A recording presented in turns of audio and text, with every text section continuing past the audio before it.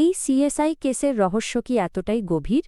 একজন পুলিশ অফিসারের মৃত্যু কি শুধুই দুর্ঘটনা নাকি এর পিছনে লুকিয়ে আছে কোনো ঠান্ডা মাথার ষড়যন্ত্র? কে এইডিআর ছায়ায় একের পর এক অফিসার প্রাণ হারাচ্ছেন? চলুন এই চাঞ্চল্যকর ঘটনার গভীরে ডুব দেওয়া যাক লাইন বাই লাইন শ্বাসরুদ্ধকর এক আবহে। ঘটনার সূত্রপাত এক পুলিশ অফিসারের রহস্যজনক মৃত্যু দিয়ে। রানী, যিনি একজন কর্তব্যপরায়ণ পুলিশ অফিসার ছিলেন, তাকে নিজের সার্ভিস গান থেকে গুলি চালানো অবস্থায় পাওয়া যায়। কিন্তু আশ্চর্যের বিষয়, তার শরীরে গুলির কোনো চিহ্ন নেই। মৃত্যুর কারণ? শ্বাসরোধ। কিন্তু এর চেয়েও অবাক করার মতো বিষয় হল বাচ্চারা তাকে ছাদে ঝুলতে দেখেছে। এই অসঙ্গতি সিআইডির চোখে পড়ে। তাদের মনে প্রশ্ন জাগে, এটা কি আত্মহত্যা?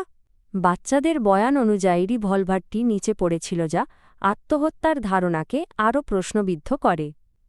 একজন মানুষ নিজেকে গুলি করার পর কেন লাফ দেবে? এই সব প্রশ্নের উত্তর খুঁজতে সিআইডি টিম ঘটনাস্থলে পৌঁছায়।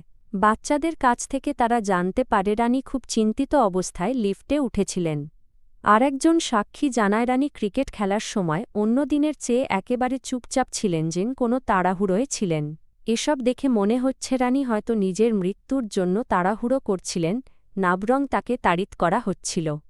কোনো সুইসাইড নোট নেই, কোনো উদ্দেশ্য স্পষ্ট নয়। কিন্তু একটি বাচ্চা বলে ওঠে রানী ভয় পেয়েছিলেন। যে ভয় পেয়েছে সে কি করে আত্মহত্যা করবে, এই শিশুটির কথা ভাবিয়ে তোলে। রানীর ইউনিফর্ম থেকে একটি নেম ব্যাচ পাওয়া যায়, যেখানে রক্তের দাগ। গুলি চালানো হয়েছে কিন্তু রানীকে লাগেনি। এর মানে তিনি সেখানে একা ছিলেন না।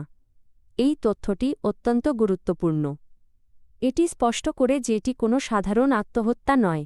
রানীর সাহসী অতীত, বিশেষ করে 15 বছর আগে দাঙ্গার সময় 3টি গুলি খেয়েও বাচ্চাকে বাঁচানোর ঘটনা, তার আত্মহত্যার ধারণাকে আরও নড়িয়ে দেয়। কে এমন সাহসী মানুষকে মারতে পারে? ছাদের দরজা যে সময় খোলা থাকে সেই সময় রানী সেখানে কেন গিয়েছিলেন? তিনি তো সাধারণত জিমে যেতেন। তাহলে ছাদে আসার কারণ কি? হতে পারে তাকে কেউ ডেকেছিল, এমন কেউ যাকে তিনি চিনতেন। তার বাড়িতে গিয়ে তার স্ত্রীর সঙ্গে কথা বলে সিআইডি। স্ত্রী জানান রানী নিজের ডিউটিকে সবসময় সবার আগে রাখতেন। তিনি সম্প্রতি নিজের মেয়ের বাড়ি গিয়েছিলেন, সেখানে একটি নতুন শিশু জন্মেছিল। কিন্তু একটি ফোন কলের পর রানীর মেজাজ হঠাৎ বিগড়ে যায়। তিনি ফোনটি ফেলে দেন। কিন্তু কল রেকর্ড বলছে সেদিন রানী কোনো কল করেননি, তার ফোন বন্ধ ছিল। তবে রানীর কাছে একটি দ্বিতীয় সাধারণ একটি কিপ্যাড ফোন ছিল, যা তিনি পুলিশের কাজের জন্য ব্যবহার করতেন। এই ফোন থেকে জানা যায় একটি নির্দিষ্ট নম্বরেই শুধু কল করা হতো, যার নামের প্রথম অক্ষরটি। এটি কি কোনো বিশেষ ইনফর্মার নাকি অন্য কিছু? স্ত্রী জানান রানী এই ফোন থেকে কথা বলার সময় অনেক সময় ভয় পেতেন বা তার গলা কাঁপত। ফোনটির লোকেশন ট্র্যাক করে জানা যায় কলগুলি একটি নির্দিষ্ট জায়গা থেকে আসত। এদিকে সিআইডি জানতে পারে একজন পুলিশ অফিসার প্রণালীরও মৃত্যু হয়েছে। তাকেও অ্যাক্সিডেন্ট বলে চালানোর চেষ্টা করা হচ্ছে। কিন্তু তার শরীরেও গুলির চিহ্ন নেই। মৃত্যুর কারণ শ্বাসরোধ। এটি দেখে সিআইডি বুঝতে পারে এটি কোনো দুর্ঘটনা নয়, বরং একটি পরিকল্পিত হত্যা। তারা আরও জানতে পারে রানী প্রণালী এবং থানের প্রাক্তন এটিএস চিফ সায়াও একই কেসে কাজ করছিলেন। তারা তিনজনই হাইলি ডেকোরেটেড অফিসার এবং উচ্চ প্রোফাইল কেসের উপর কাজ করেছিলেন। খুনের তদন্তে বেরিয়ে আসলে দ্রবেশ নামের এক কুখ্যাত গ্যাংস্টার, যে কিনা 2012 সালে রানীর হাতে গ্রেপ্তার হয়েছিল। কিন্তু আশ্চর্যের বিষয়ে দ্রবেশের নম্বর থেকেই প্রণালীকে ফোন করা হয়েছিল। তাহলে কি দ্রবেশ বেঁচে আছে? সে কি নিজেকে মৃত প্রমাণ করে প্রতিশোধ নিচ্ছে? সে এই সিম কার্ডের ব্যবসা করত। সেখানে প্রায় 300 সিম কার্ড রেজিস্টার্ড ছিল, যার প্রত্যেকটিই নকল। এরপর ঘটে আরও একটি ঘটনা। ইন্সপেক্টর সায়ার বাড়িতে বিস্ফোরণ ঘটে, কিন্তু এটি গ্যাস লিক ছিল, নাবরং পেট্রোল ঢেলে আগুন লাগিয়ে দেওয়া হয়েছিল এবং দরজা বাইরে থেকে বন্ধ করে দেওয়া হয়। এটি ছিল একটি পরিকল্পিত হত্যা। এবার সিআইডি বুঝতে পারে এই সব ঘটনার সাথে একটি সাধারণ যোগসূত্র রয়েছে, ডিবা দ্রবেশ।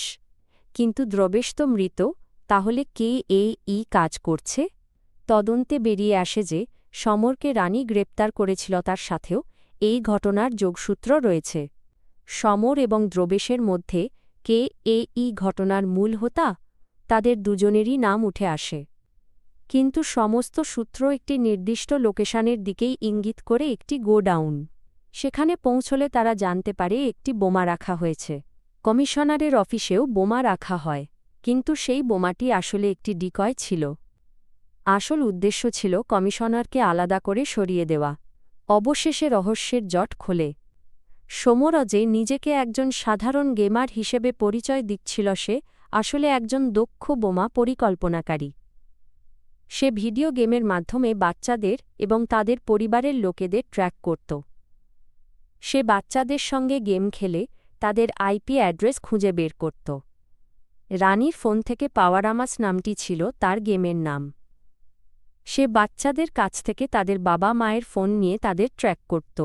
তার ল্যাপটপে পাওয়া কমিশনার অফিসের ব্লুপ্রিন্ট এবং বোমার ডিজাইন থেকে এটা স্পষ্ট হয়। সে তাদের বিভ্রান্ত করার জন্য এবং নিজেদের উদ্দেশ্য চরিতার্থ করার জন্য এইসব ঘটনা ঘটিয়েছে। এটি একটি ঠান্ডা মাথার অপরাধ, যেখানে প্রযুক্তির অপব্যবহার করা হয়েছে। এই ধরনের অপরাধ সত্যিই ভাবিয়ে তোলে। কিন্তু সমর কেন এই সব করছে? তার উদ্দেশ্য কি? সে কি শুধু প্রতিশোধ নিচ্ছে, নাকি এর পিছনে অন্য কোনো কারণ আছে?